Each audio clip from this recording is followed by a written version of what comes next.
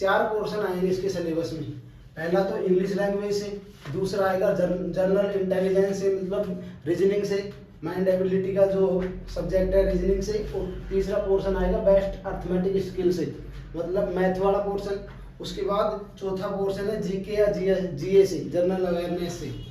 तो अपन बात करते हैं भाई इंग्लिश में कौन कौन से टॉपिक आएंगे, रीजनिंग में कौन कौन से टॉपिक होंगे, कौन से इंपॉर्टेंट है, कौन से टॉपिक से ज़्यादा क्वेश्चन मिलते हैं अपने को देखने को, और कौन से अर्थमेटिक में कौन कौन से चैप्टर आएंगे। तो अपन सबसे पहले बात करें इंग्लिश की। तो इंग्लिश में पहला एक टॉपिक है स्पॉट द एरर्स और फिल इन द ब्लैंक्स। ये जो स्पॉट द एरर्स, इससे भी क्वेश्चन आता है कि एक सेंटेंस मिल जाता है उसको, उसमें अपने को एरर छांटना होता है कि इसमें गलती कहाँ की गई है, वर्ब में गलती है या फिर आर्टिकल में, प्रीपोजिशन में, किस चीज में गलती है, क्या इसमें गलत है, उसको ऑप्शन में दिया होता है वो, तो उसको छांटना होता है अपने को स्पॉट द एरर्स में। उसके बाद फिल इन द ब्लैंक्स, ये खाली सेंटेंस मिलता है उसमें अपने को वर्ब वगैरह उसकी रिक्त स्थान दिया होता है, उसमें सेंटेंस को देखकर पता करना होता है कि क्या भरना है इसमें। ये दो फिल इन द ब्लैंक से भी क्वेश्चन मिलते हैं अपने को, ये दोनों चीज इंपॉर्टेंट है, इससे एक दो क्वेश्चन 100% मिलते हैं इनमें से, इस टॉपिक में से। उसके बाद सिनोनिम्स एंटोनिम्स से भी 2 क्वेश्चन मिलते हैं लगभग। उसके बाद स्पेलिंग या मिस स्पेल्ड वर्ड से मतलब गलत स्पेलिंग दी हुई हो अपने, उसमें ऑप्शन में देखकर अपने को छांटना होता है सही इनमें से कौन सी है। तो ये इस क्वेश्चन से भी लगभग 100% 2 या 3 क्वेश्चन जरूर मिलते हैं अपने को। उसके बाद इडियम्स एंड फ्रेजेस से, इससे भी क्वेश्चन आता है 1-2। उसके बाद वन वर्ड सब्स्टिट्यूशन, ये भी इंपॉर्टेंट भाग है इसका एग्जाम का, CHSL का, अगर अपन SSC की बात करें तो। उसके बाद active passive voice of the verbs, इससे, और एक ये conversion into direct into indirect narration से, नरेशन और वॉइस ऑफ वर्ब्स, इनमें से भी 100% अपने को क्वेश्चन मिलेगा। 100% इसमें से भी एक क्वेश्चन आएगा, इसमें से भी एक क्वेश्चन आएगा, ऐसे करके 2 या 3 क्वेश्चन मिलते हैं इन दोनों में से। उसके बाद अपन बात करें तो shuffling of the sentence into a passage, मतलब जो पैसेज के क्वेश्चन आते हैं उसमें वो भी मिलेंगे अपने को, एक क्वेश्चन से 2 या 3 क्वेश्चन मिलेंगे एक पैसेज से। उसके बाद क्लोज पैसेज और कंपैरिजन पैसेज, इनमें से मतलब ये दोनों पैसेजों में से एक पैसेज आता है, इसमें से प्रश्न को छांटना होता है, एक में सिनोनिम्स एंटोनिम्स का क्वेश्चन भी इनमें से आता है। तो ये जो टॉपिक थे, ये जो मेन टॉपिक बताए आपको जिनसे 100% क्वेश्चन आते हैं, अगर आप इनका एवरेज रखते हो CHSL की तैयारी के आधार पर, तो आपका 100% सिलेक्शन देंगे, इनमें से इतने क्वेश्चन आते हैं। उसके बाद अगर अपन बात करें जनरल इंटेलिजेंस से रीजनिंग में, इसमें दोनों टाइपों से क्वेश्चन आते हैं, नॉन वर्बल और वर्बल, रीजनिंग की दोनों टाइपों से क्वेश्चन आते हैं। उसके बाद अगर इसमें टॉपिक की बात करें तो एनालॉजी समरूपता, इसमें से क्वेश्चन आता है, 100% आता है इसमें से क्वेश्चन। उसके बाद साइम्बोलिक ऑपरेशन या मैथमेटिकल ऑपरेशन, ये भी आता है। उसके बाद अगर टॉपिक की बात करें तो डाइस, क्यूबाइड या फिर ब्लड रिलेशन में भी CHSL में क्वेश्चन आता है रीजनिंग से। उसके बाद अपन बात करें तो फिगर एनालॉजी, जो संरचनाओं में समानता। उसके बाद कॉम्प्लीजेशन, मतलब फिगर कॉम्प्लीजेशन, मतलब किसी भी अपने को वो फिगर दिया होगा किसी चीज का और उसको अपने को पूरा करना होगा, उसमें ऑप्शन में से ऑप्शन मिलेंगे कि कौन सी आकृति से हम इस आकृति को पूरा कर सकते हैं। उसके बाद फोल्डिंग अनफोल्डिंग, मतलब फोल्डिंग मतलब फोल्ड करना और अनफोल्डिंग मतलब खोलना उसको, तो इसमें भी क्वेश्चन आते हैं उसमें। अगर अपन बात करें CHSL की, तो रीजनिंग के पोर्शन से नॉन वर्बल से ज्यादा क्वेश्चन मिलते हैं लगभग। उसके बाद सीरीज से नंबर सीरीज और अल्फाबेट सीरीज में से आपको 2 या 3 क्वेश्चन 100% देखने को मिलेंगे CHSL की रीजनिंग पार्ट में।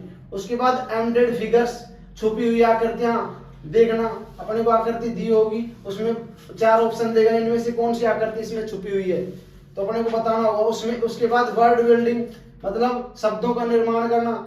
उसके बाद नंबर ऑपरेशन, वो आएगा ऊपर मैथमेटिकल ऑपरेशन में। उसके बाद क्लॉक से भी लगभग क्वेश्चन आता है, या कैलेंडर से, इन दोनों में से एक में से क्वेश्चन आएगा, 1-2 क्वेश्चन मिलेगा आपको बस देखने को। उसके बाद सबसे ज्यादा क्वेश्चन, सबसे इंपॉर्टेंट टॉपिक रीजनिंग का ये होता है coding and decoding. Coding and decoding मतलब गुप्त रूप से बात करना, गुप्त रूप से संदेश देना, मतलब अगर 2 आदमी है तो वो दोनों इस तरीके से बात करें कि अगर उनके पास तीसरा कोई व्यक्ति हो तो उसको पता भी नहीं चले और उनकी बातें भी हो जाए। इस प्रकार से कोडिंग एंड डिकोडिंग, इसमें 100% 2 या 3 क्वेश्चन 100% मिलते हैं इनमें से कोडिंग डिकोडिंग का, और ये ज्यादा टाइम लेता है रीजनिंग में क्योंकि बच्चों को याद तो रहता नहीं, अल्फाबेट के अक्सर नंबर याद करते नहीं, वो कितने नंबर पे क्या आएगा वो लिखते हैं, फिर उसमें टाइमिंग ले जाता है रीजनिंग में। उसके बाद सिटिंग अरेंजमेंट से भी, sitting arrangement and ranking test, इससे भी क्वेश्चन आता है। उसके बाद डायरेक्शन, दिशा से भी क्वेश्चन आएगा। उसके बाद सैलोजिज्म,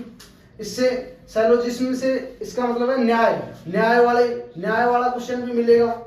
उसके बाद statement and conclusion, statement and argument, statement and assumption, इसमें से मतलब तर्क और निष्कर्ष वाले जितने भी क्वेश्चन है, कथन तर्क, कथन निष्कर्ष, कथन न्याय, ये जितने भी क्वेश्चन है इसमें से लगभग 2 क्वेश्चन आते हैं, 2 या 1 क्वेश्चन 100% इसमें से भी मिलेगा।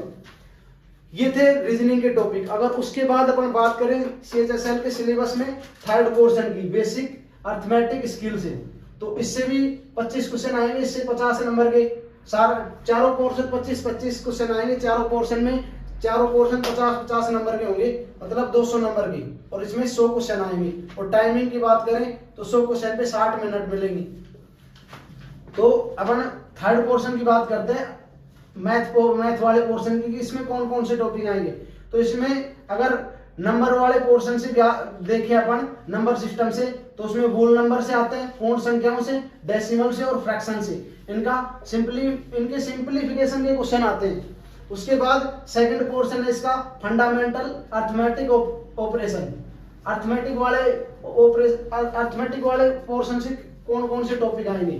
तो उसमें अपन बात करें तो सबसे पहले परसेंटेज, इसमें से 100% क्वेश्चन आता है। उसके बाद रेशियो एंड प्रोपोर्शन, अनुपात और समानुपात, इसमें से भी 100% क्वेश्चन आता है। स्क्वायर एंड रूट, इसमें सिंप्लीफिकेशन के क्वेश्चन मिलेंगे आपको। उसके बाद बात करें तो एवरेज, औसत के क्वेश्चन मिलेगा आपको। उसके बाद इंटरेस्ट में दोनों होते हैं, सिंपल इंटरेस्ट और कंपाउंड इंटरेस्ट। CHSL में इसमें भी 100% क्वेश्चन मिलेंगे, 1 या 2। उसके बाद प्रॉफिट लॉस, ये भी इंपॉर्टेंट है इसका CHSL का। उसके बाद टॉपिक है प्रॉफिट एंड लॉस। उसके बाद है डिस्काउंट, ये इसी में आ जाता है, प्रॉफिट एंड लॉस में डिस्काउंट, इसमें से भी क्वेश्चन आता है। उसके बाद पार्टनरशिप, साझेदारी, इससे भी मैथ में क्वेश्चन मिलेगा। उसके बाद मिक्सचर एंड एलिगेशन, मिश्रण का क्वेश्चन भी होगा। उसके बाद time and distance, time and work, इनसे भी क्वेश्चन होगा। ये भी बहुत, मतलब अगर अपन बोलें तो इंपॉर्टेंट टॉपिक है ये भी CHSL के लिए, मैथ वाले पोर्शन में। उसके बाद अलजेब्रा से आता है, ज्योमेट्री से, उसके बाद मेंसुरेशन, और उसके बाद ट्रिग्नोमेट्री, इनसे क्वेश्चन आते हैं। ट्रिग्नोमेट्री से सिंपलीफिकेशन के आएंगे, सॉल्यूशन वाले, मेंसुरेशन से और अलजेब्रा से और ज्योमेट्री से, इनमें से भी 100% क्वेश्चन आता है, 1 या 2। उसके बाद अपन बात करें फोर्थ पोर्शन की, GK या GS की, तो इसमें आती है इंडियन हिस्ट्री, कल्चर, ज्योग्राफी और economy. History, culture, geography, economy, इनमें ये आती है। इंडियन पॉलिटी भी आती है इसमें, GK में अपन बात करें। और उसके बाद आता है मेन जो पार्ट होता है वो आता है साइंटिफिक रिसर्च या करंट GK। इनमें से 100% आपको 3-4 क्वेश्चन देखने को मिलेंगे, और वो होगा लगभग लास्ट एक साल वाली करंट। उसके बाद अपन ने बात की CHSL का जितना भी सिलेबस है उसकी।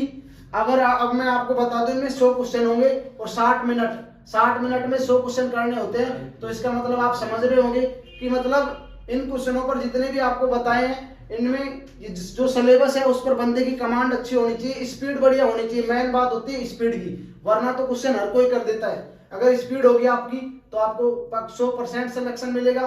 और पढ़ने का एक रूटीन होता है, उस रूटीन के अकॉर्डिंग अगर आप टोटल चारों पार्टों को अगर आप महत्व देते हो तो आपका सिलेक्शन कोई नहीं रोक सकता। और इसमें 0.50 नेगेटिव मार्किंग है 2 पे। अगर एक क्वेश्चन कर दिया गलत तो सही में से भी 0.50 काट ले जाएंगे। इससे अच्छा है जितना भी करो, जैसे भी पढ़ो, मतलब एक स्पेशल तरीके से पढ़ना। उसके बाद अपन बात करें टीयर सेकंड की, तो टीयर फर्स्ट के बाद होगा। उसके बाद टाइपिंग टेस्ट होगा।